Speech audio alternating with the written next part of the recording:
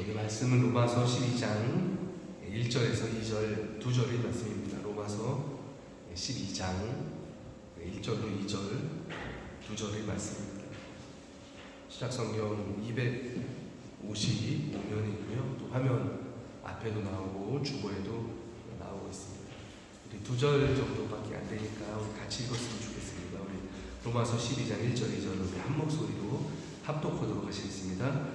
그러므로 형제들아 내가 하나님의 모든 자비하심으로 너희를 권하노니 너희 몸을 하나님이 기뻐하시는 거룩한 산 제물로 드리라. 이는 너희가 드린 영적 예배니라. 너희는 이 세대를 본받지 말고 오직 마음을 새롭게 함으로 변화를 받아 하나님의 선하시고 기뻐하시고 온전하신 뜻이 무엇인지 분별하도록 하라. 아멘. 하나님께서 기뻐하시는 산 제물이라는 제목으로 말씀을 나누도록 하겠습니다. 바울이 이제 이야기를 하죠. 12장에 갑자기 그러므로라고 얘기를 합니다. 그러므로라는 거는 지금까지 이제 앞에서 기술했던 그 내용을 바탕으로 내가 이야기를 합니다. 이제 이런 뜻이죠. 그래서 1장부터 11장에서 얘기한 겁니다. 바로 복음의 내용이죠. 헬라인이나 유대인이나 우리 인간에게는 구원받을 수 있는 가능성이 없었지만 그런 우리에게 하나님께서 아들을 보내주셨고 그 복음이 주어졌죠. 그래서 그 복음을 믿는 모든 사람, 헬라인이나 유대인이나 구원을 받게 되었다. 이제 이게 바울이 이야기한 믿음으로 구원받는다. 이제 그런 내용이었죠. 그래서 1장부터 11장의 내용입니다. 그러면 복음을 받아들인 하나님의 자녀가 어떻게 이제 살아야 되는가를 이야기하고 있는 것이죠. 그래서 그러므로 이렇게 얘기하고 있는 겁니다. 논리적인 귀결이죠. 복음이 그렇기 때문에 복음을 믿는 사람들은 어떻게 살아야 됩니까? 이러한 질문에 대한 대답이라고 할 수가 있죠. 그래서 로마서 12장부터는요 실천적인 이야기가 많이 나옵니다. 그래서 로마서를 두 부분으로 나눌 수가 있어요. 1장부터 11장까지는 이론입니다. 이론과 교리, 이신칭의 많이 들어보셨죠? 믿음으로 말미암아 구원을 받는데 그게 어떻게 논리적으로 그렇게 되는 것이냐, 논리적인 부분을 1장부터 11장까지 다루고 있다 보면 12장부터 16장 마침장까지는 실천편입니다. 그래서 교회와 일상생활과 우리 개인 생활은 어떤 마음과 어떤 생각으로 살아야 합니까? 이거를 실천적으로 다루고 있는 두 번째 파트의 처음이 바로 오늘 말씀인 거죠. 그래서 이렇게 얘기하죠. 형제들아 내가 하나님의 모든 자비하심으로 너희를 권한다. 네, 뭐 두려움으로 얘기하는 것도 아니고요. 바울이 뭐 협박하는 것도 아니고요. 자비하심으로 내가 너희를 권한다. 이 자비가 뭘까요? 앞에서 1장부터 11장에서 계속해서 바울이 얘기한 하나님의 자비하심입니다. 그 예수님을 보내서 우리를 구원하신 그 사랑과 그 용서와 그 자비하심으로 내가 너희를 권한다. 이제 이런 뜻이죠. 그래서 우리 그리스도인들은 하나님께 뭔가 불이익을 당할까봐 이렇게 살아야 되는 것이 아니고 하나님의 자비하심과 하나님의 사랑에 의거해서 이렇게 하나님이 기뻐하시는 삶을 살아야 한다는 것을 우리가 알 수가 있죠. 그래서 그리스도인에게 동기부여가 되는 건요 하나님에 대한 어떤 공포심이나 적개심이나 이런 게 아닙니다. 오히려 하나님에 대한 사랑이죠. 하나님이 그토록 우리를 용서하시고 사랑하시고 자비를 베푸셨으니까 우리도 하나님께 대한 사랑으로 동기부여가 돼서 하나님이 기뻐하시는 삶을 살아야 한다는 것이 바울이 이 말씀이 담고 있는 내용이라고 할 수가 있죠. 그러면서 이렇게 얘기를 합니다. 너희의 몸을 하나님이 기뻐하시는 거룩한 산 제물로 드리라. 이는 너희가 드릴 영적인 예배니라. 이 구절에서 몸이라는 단어가 중요합니다. 사도 바울이 가장 먼저 너희의 영을 드려라, 또 생각을 드려라, 마음을 드려라 하지 않았어요. 바울은 가장 먼저 몸을 하나님 기뻐하시는 거룩한 산제물로 드리라 이렇게 말씀하셨어요. 몸은 뭐 바디죠. 독일어는 쾌어퍼겠죠. 몸의 영성을 얘기하는 겁니다. 원래 몸과 영과 혼이 사실 사람은 분리될 수 없죠. 그래서 몸이 있는 곳에 마음도 있고 생각도 있고 그렇죠.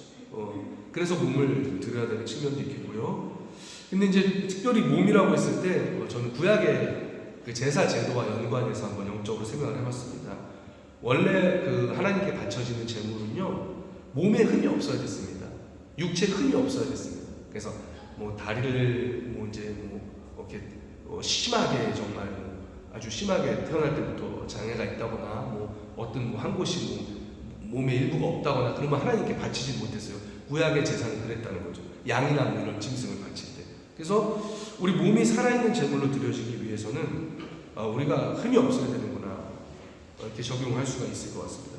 하지만 우리에게 뭐 의학적으로 완전하고 미용적으로 완벽한 그런 육체를 바라시는 것인가? 그거는 당연히 아니겠죠.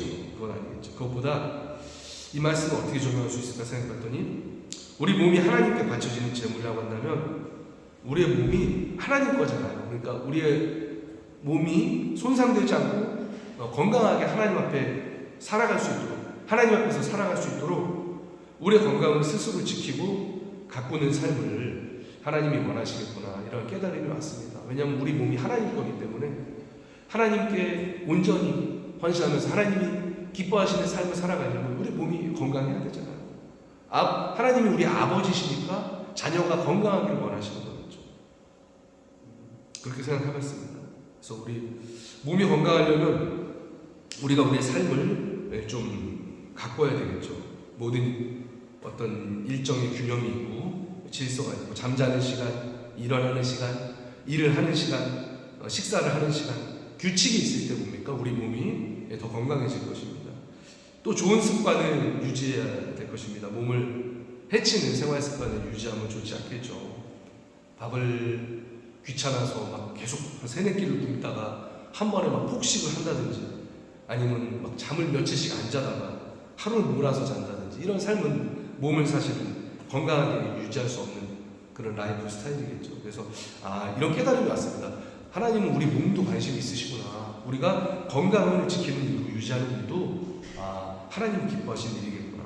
하나님 앞에서 내가 나를 주님의 어떤 소유로 바치는 삶이구나, 이렇게 생각이, 깨달음이 왔습니다. 그래서 이렇게 살다 보면은 당연히 삶에 어떤 사이클이 규칙적으로 임하겠고, 절제와 품위와 질서가 잡힐 것입니다. 그래서 바울이 얘기했잖아요. 규모 있는 삶을 살아라. 근신하고 깨어있으라 때가 악하다. 그래서 이것이 우리의 육체적인 건강에도 적용할 수 있는 말이다, 이렇게 생각을 해봤습니다. 그래서 건강하려면 운동도 규칙적으로 해야 되겠고요. 또 과식을 하거나 몸에 좋지 않은 것들을 삼가는 것. 그래서 결국 이 바울이 하시는 이 말씀이 우리의 어떤 습관과 우리 삶의 행위와 연관이 되는 것 같습니다. 그러니까 규모 있는 삶을, 질서 있는 삶을 살 것을 촉구하고 있다, 이렇게 말씀드릴 수가 있을 것 같습니다. 또한 두 번째로 생각해봤어요. 하나님께 바쳐지는 제물은요, 깨끗해야 했습니다. 그래서 오물이 묻은 채로는 하나님께 제사의 제물을 바쳐지지 못했어요. 그렇기 때문에 우리 몸이 살아있는 제물이 되기 위해서는 하나님 앞에서 정결을 해야 되겠죠. 우리가 뭐 목욕을 해야 된다는 그런 얘기가 아니고, 이것은 우리 몸을 죄로 오염시켜서는 안 되겠다, 이렇게 생각할 수 있습니다. 왜냐하면 우리 몸이 하나님 받으시는 살아있는 제물이 되어야 되기 때문에 우리 몸에다가 죄를 집어넣어야 되겠다, 이런 생각이 들었습니다. 그래서 몸의 거룩함을 해치는 죄들이 많이 있죠. 모든 죄가 우리를 오염시키지만, 특히나 뭐 어떤 성적인 죄들, 그런 거는 몸으로 짓는 죄일 뿐만 아니고 우리 몸에다가 짓는 죄일 것입니다. 그래서 우리 몸이 정말 하나님께 바쳐지는 거룩한 제물이라고 한다면 우리를 정결하게 해야겠구나. 그리고 또 우리 몸을 해롭게 하는 게 많죠. 지나친 음주나 흡연이나 또 마약 같은 거, 그건 절대 우리 몸을 좋게 하지 못하는 거죠. 건강을 해칠 뿐만이 아니고 그 중독성이 있어갖고 우리 몸들이 그것들을 의지하게 만듭니다. 그래서 그게 우상이죠. 육체적으로도 의존하게 만들고, 정서적으로도 의존하게 만들어요. 그래서 우리 몸이 그것을 끊어내지 못하고 자꾸 찾게 만드는 게 뭡니까? 그게 우상인 거죠. 우리는 하나님을 가장 많이 찾아야 되는데 그런 것들을 가장 많이 찾게 하는 거죠. 약물 중독이라든가, 어떤 알코올 중독이라든가, 흡연 중독이라든가, 요새 조금 확장해서 적용하자면 청소년들 게임 중독이라든가, 이런 것들이 급기야는 뭡니까? 우리의 삶을 건강하게 하나님 앞에서 세워지지 못하게 망가뜨린다는 거죠. 그래서 우리 몸이 정말 하나님께 바쳐지는 거룩한 삶 제물이라고 한다면 우리 몸을 망가뜨리거나 우리에게 중독 증상을 가져온 이런 것들도 우리가 금해하는 거구나. 우리가 그래야 하나님께 바쳐지는 산 제물이 되는 거구나. 그러니까 내 몸은 내 거지만, 내 거라고 생각하지만 그 전에 하나님께 바쳐진 거룩한 산 제물이라는 거예요. 그래서 이 개념을 우리가 가지고 있으면 주님 앞에 더 건전하게 우리 몸을 바치는 삶을 살 수가 있다. 그런 깨달음이 왔습니다. 또 세 번째 깨달음은 죽음과 관련한 깨달음이에요. 원래 제물은 짐승을 잡아서 바치는 것이었습니다. 그래서 제단에 드려야 되는데 피도 쏟고 이렇게 이제 화제도 드렸잖아요. 이렇게 제사 종류가 많은데, 근데 살아 있으면은 그게 제단에 가만히 있겠습니까? 뭐 난리가 나겠죠. 그냥 피를 흘리는 채로 막 돌아다니겠죠. 그래서 이 얘기는 뭡니까? 몸은 살아있는 제물을 드려라. 그래서 우리도 산제물로 하나님께 드릴 때 물론 우리의 몸과 생명은 살아있을지라도 하나님 앞에서 혹은 하나님 말씀 앞에서 혹시나 그 말씀과 하나님의 뜻을 거역하고자 하는 그 고집이나 어떤 반항의 마음이 있다면 그 고집과 그 반항의 마음이 마치 짐승이 잡혀서 죽어서 잠잠한 것처럼 그 우리 고집과 우리 거역과 우리 반항이 하나님의 말씀 앞에서 잠잠해지고 순종하는 형태가 돼야 우리가 우리의 삶을 살아있는 제물로 하나님께 바칠 수가 있겠구나. 이렇게 연관해서 한번 제가 생각을 해봤습니다.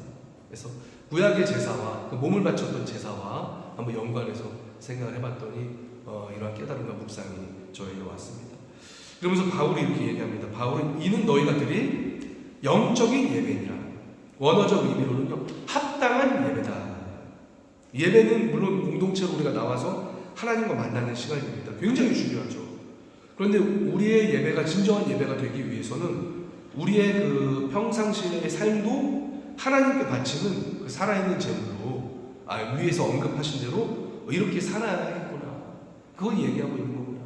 이렇게 깨달아졌습니다.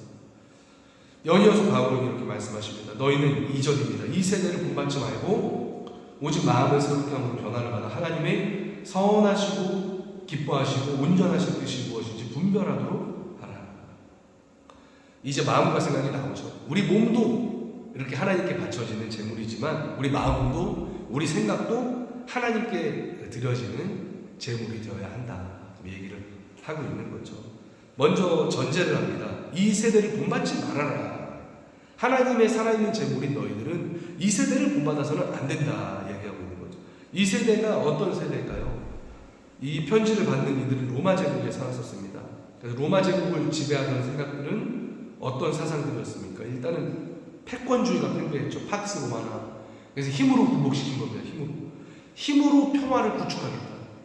로마가 주장하는 평화가 그거였어요. 힘으로 굴복시켜서 전쟁이 없도록 만들겠다. 그 팍스 로마나라고 하죠.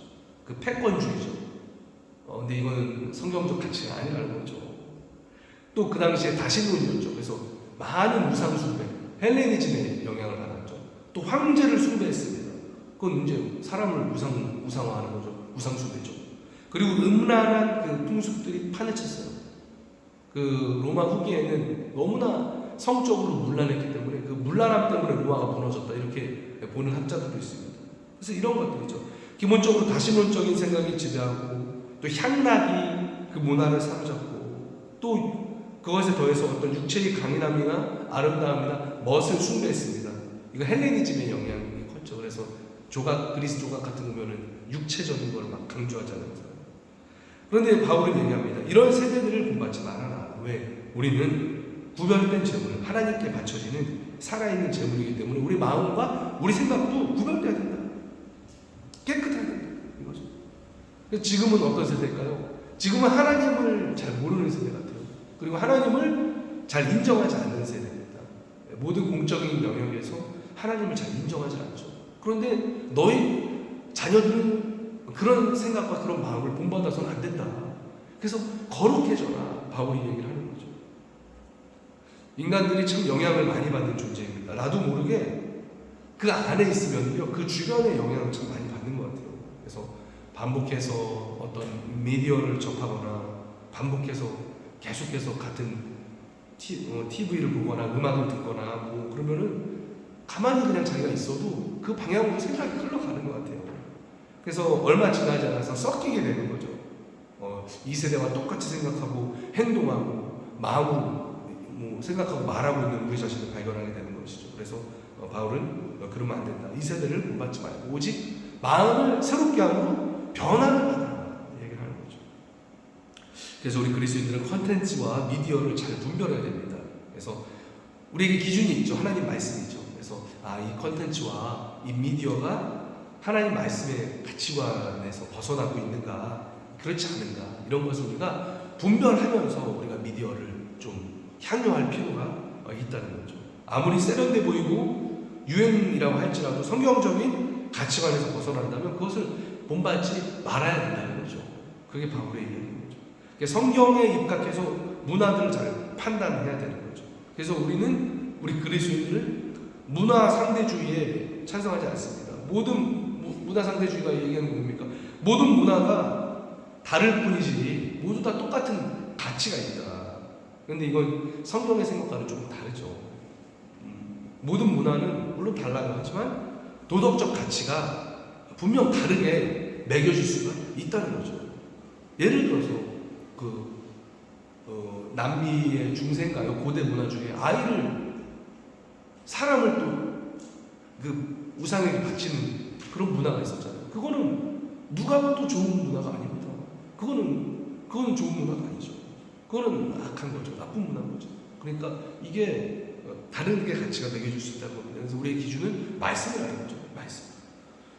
오직 마음의 성경으로 변화를 받아라. 그래서 우리가 이 세상에 속한 어떤 세속적인 것을 말씀의 기준에서 벗어난다면 안 따라 하는 것뿐만이 아니고 한 단계 더 나가야 된다는 거죠. 그래서 하나님께서 원하시는 선하시고 기뻐하시고 온전하신 뜻이 무엇인지를 분별을 해야 된다는 거죠. 그래야 하나님의 뜻대로 우리가 살아갈 수가 있습니다. 근데 그게 가능하냐면 먼저 우리 마음이 새롭게 돼야 됩니다. 그 전제를 그래서 바울이 먼저 얘기를 했죠. 왜냐하면 마음이 그대로고 생각이 그대로면 우리가 세상의 가치관들을 분별하고 싶어도 분별을 못해요. 왜냐하면 내 마음이 세상과 똑같기 때문에, 내 생각이 세상과 똑같기 때문에 뭐 분별을 못하는 거예요. 그래서 먼저 뭡니까? 우리 마음이 새롭게 되어져서 말씀으로 또 성령으로 변화를 받아야 되는구나.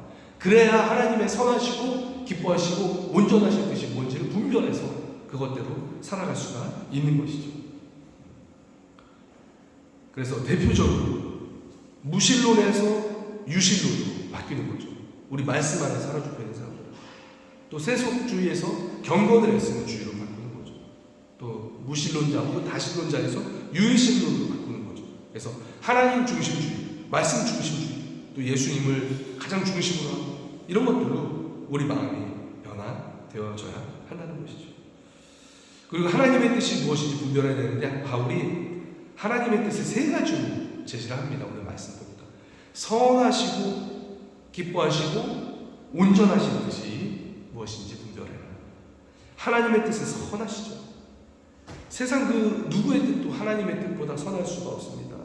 하나님의 뜻이 뭘까요? 우리를 구원하시는 그 사랑의 뜻이시죠. 우리를 위해서 독생자를 주신 그 하나님의 뜻이죠. 그래서 우리를 향한 하나님의 뜻이야말로 가장 최선의 뜻입니다. 또 우리 각자 개인을 향한, 또 우리 공동체를 향한 하나님의 뜻도 가장 선하십니다. 저는 그렇게 믿어요. 그래서 그 하나님의 선하신 뜻이 무엇인지 우리가 잘 분별해야 된다는 거죠. 그래야 그 뜻에 맞춰 살게 되고, 또 하나님의 그 선하신 뜻에 맞춰 살게 될 때 우리가 각자가 가장 행복한 삶을 영위할 수가 있다는 거죠. 또 하나님의 뜻은 온전하십니다. 이 온전함은 완전한 거예요. 완벽하다는 거예요.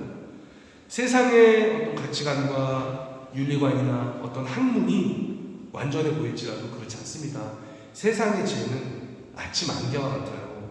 영원하지 못합니다. 시간이 지나면 아침에 피어나는 그 아침 그 안개처럼, 풀에 맺힌 이슬처럼 잠깐만 있다가 사라지는 것이 뭡니까? 세상의 학문과 지식이겠죠. 하지만 하나님의 말씀과 하나님의 뜻은 뭡니까? 완전합니다. 완벽합니다. 영원하다는 거죠. 그래서 오직 하나님의 뜻만이 완벽하고 영원함을 믿으시기를 바랍니다. 그래서 주님의 뜻이 완전하다고 했을 때, 그러니까 하나님의 말씀과 하나님의 뜻은요 완결된 상태라는 거예요. 결코 수정할 것이 없다는 겁니다. 가감할 것이 없다는 거예요. 가하거나 감할 것이 없고 완벽한 하나님의 말씀이라는 거죠. 그래서 이 성경이 얘기하고 있는 게 뭡니까? 예수 그리스도를 믿음으로 의로움에 이르게 된다는 거죠. 하나님의 자녀가 된다는 거죠. 그래서 예수님을 믿음으로 하나님의 자녀가 되는 그 하나님의 뜻이 완전하다는 거예요. 완벽하다는 겁니다. 수정할 것이 없다는 거예요. 그래서 우리를 향한 하나님의 이 모든 뜻, 구원을 향한 뜻은 완벽하시다. 또 우리 개인을 향한 뜻도 완벽하시다는 거죠.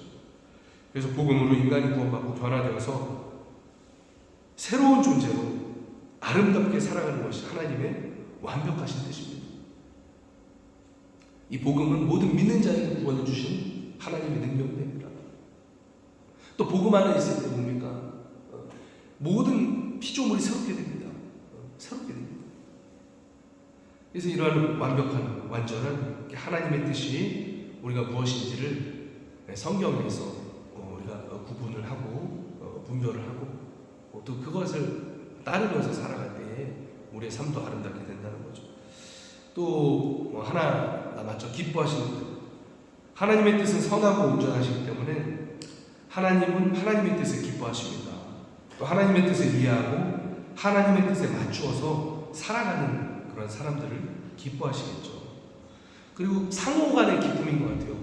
우리가 하나님의 뜻을 분별해서 행할 때 우리의 영혼도 기쁩니다. 왜? 우리는 예수님을 믿을 때 그 성령, 하나님의 영을 우리가 받았기 때문에 우리가 하나님의 뜻을 행하고 살아갈 때 우리 안에 있는 성령도 뭐예요? 더불어서 기뻐하신다는 거죠. 그럼 우리 마음이 뭡니까? 평안하다는 거죠. 평안. 반면에 우리가 주님 뜻대로 행하지 않을 때, 혹여나 우리가 알면서도 죄를 지을 때, 그럴 때는 어떻습니까? 우리 마음에 어딘가 모르게 한편이 불안합니다. 사실 평강이 없어요. 죄를 지으면 평강이 없습니다. 평안이 없습니다. 왜냐하면 우리 안에 성령이 계시기 때문에 그렇죠. 그래서 하나님의 선하시고 온전하신 뜻을 알고 그 뜻대로 행할 때 우리에게 주님이 주시는 영적 기쁨이 있습니다. 세상이 주는 것과는 다른 그 평강이 있습니다. 그래서 그렇게 행하면서 살아가는 거죠. 하나님께서는 우리가 평강 가운데 살기를 원하십니다. 자녀의 삶이 기쁨과 충만함 가운데 있기를 원하시죠. 당연한 거죠. 아버지시니까. 그런데 그렇게 되기 위해서는 오늘 바울의 말씀처럼 우리가 이 세대를 본받지 말고 마음이 새롭게 되고 이 하나님의 선하시고 기뻐하시고 온전하신 뜻이 무엇인지 분별하고 그 뜻 안에서 살아가야 하겠습니다. 그래서 모두가 이러한 삶을 살아가셔서 주님이 주시는 평강의 삶을 영위하시는 저와 여러분 되시기를 축복을 드리겠습니다. 말씀을 마무리하겠습니다. 우리의 몸 하나님 기뻐하시는 거룩한 산 제물로 드려지기를 소망합니다. 이를 위해서 우리의 어떤 습관이나 어떤 행동들이 주님 앞에서 아름답게 되기를 원하고 또 여러 가지 것들을 정결하게 되기를 원합니다. 또 마음이 변화를 받아서 하나님의 뜻을 분별하여서 그 뜻 안에서 평강과 기쁨 가운데 살아가시는 저와 여러분 되시길 주님의 이름으로 축복을 드리겠습니다. 오늘 말씀드린 것 기억하면서 잠깐 기도할 텐데, 하나님, 바울이 말씀하신 대로 우리가 살아있는 제물입니다. 주님, 우리가 주님에 대해서 또 주님의 뜻에 대해서는 우리가 열렬히 살아있게 되고 또 죄와 여러 가지 악한 것들에 대해서는 우리가 죽어있는 자가 되게 해주세요. 그래서 살아있는 주님께 바쳐지는 제물이 되게 하여 주시옵소서. 시간 함께 잠시 기도하겠습니다. 하나님 감사합니다. 우리 사도 바울께서 오늘 말씀하셨습니다. 주님, 형제들아, 내가 하나님 모든 자비하시는 너희를 권하노니 너희 몸을 하나님 기뻐하시는 거룩한 산제물로 드려 이는 너희들의 영적 예배니라 말씀하셨습니다. 주님, 우리가 살아있습니다. 하나님 앞에서 더욱더 생생하게 살아있기를 원합니다. 그래서 우리 몸이 주님께 바쳐지고 주님께 드려지는 아름다운 삶으로 주님께 예배를 올려드릴 수 있도록 주님 잡아주시옵소서. 주님, 또한 죄를 멀리할 수 있도록 주님 잡아주세요. 주님, 죄된 것을 주님께 바쳐질 수가 없었습니다. 우리의 삶이 무견한 주님 원하시지 않는 방향으로 나아간다고 주님 깨닫게 해주시옵시고 말씀으로 우리를 경책해 주시고 하나님 돌이켜서 오직 주님만 따라갈 수 있는 우리들 될 수 있도록 주님 잡아주시옵소서. 주님, 마음 변화를 받으러 오겠습니다. 아직도 주님 성경과 벗어나고 하나님 말씀과 벗어나는 가치관과 어떤 생각들이 내 마음들이 나를 주장하고 있었다면 주님 변화되기를 원합니다. 또 내 고집이 있었다면 주님 앞에서 하나님 주님을 반항하는 마음이 있었다면 하나님 그것도 변화되길 원합니다. 그래서 하나님의 선하시고 기뻐하시고 온전하신 뜻이 무엇인지 분별하여서 하나님 주시는 평강을 누리면서 살기 원합니다. 주님 앞에서 기쁘게 살기 원합니다. 주님 인도해 주시옵소서. 주님 우리의 삶을 받아주시옵시고 주님께서 인도해 주시옵소서. 하나님 감사합니다. 우리가 주님과 함께 동행하며 주님 주시는 평강으로 기쁨으로 하나로 하나님 앞에서 생생하게 살아있는 거룩한 산재물로 살아갈 수 있도록 우리의 삶을 붙들어 주시옵소서. 주님께서 한 주간도 지켜보아 주시옵소서. 주님께서 함께하여 주시옵소서. 성령으로 우리에게 말씀하시고 속삭이시고 우리의 길을 인도하여 주시옵소서. 예수님의 이름으로 기도드립니다. 아멘.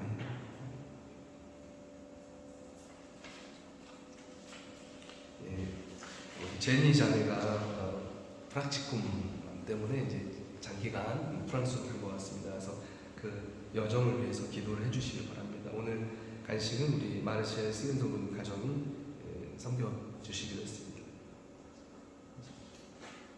네. 말씀드리고 찬송이군요. 예, 감사합니다. 407장 광고는 지금 하고 그러면 찬양하고 제가 바로 저게 축도하겠습니다. 네, 감사합니다. 우리 407장 구주와 함께 나 죽었으니 우리 찬송하시면서 준비하신 예물을 함께 봉헌하겠습니다.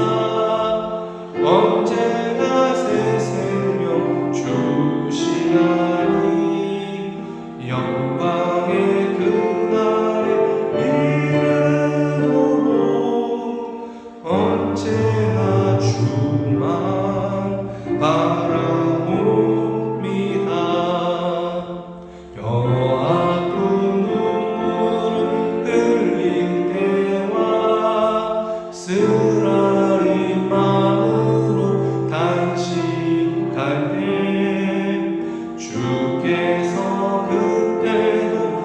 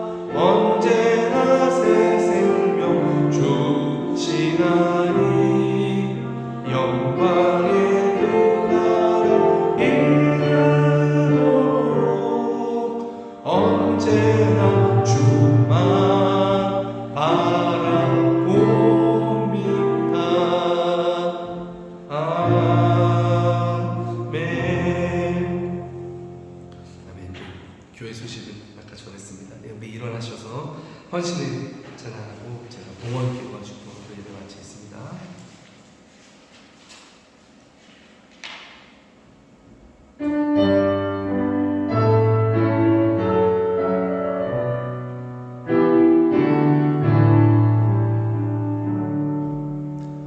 주님 내가 여기 사오니 나를 보내소서. 나의 맘 나의 몸 주께 드리오니 주 받으옵소서. 주님 내가 여기 사오니 나를 써주소서.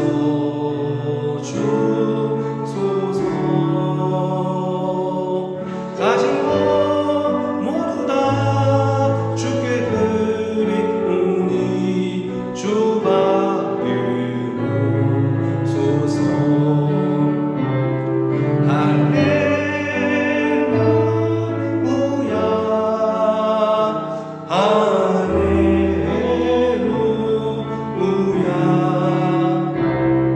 할렐루야.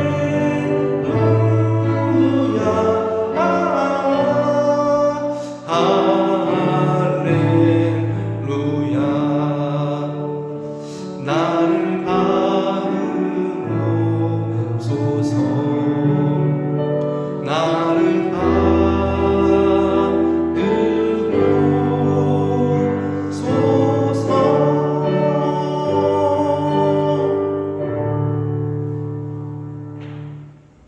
하나님 감사합니다.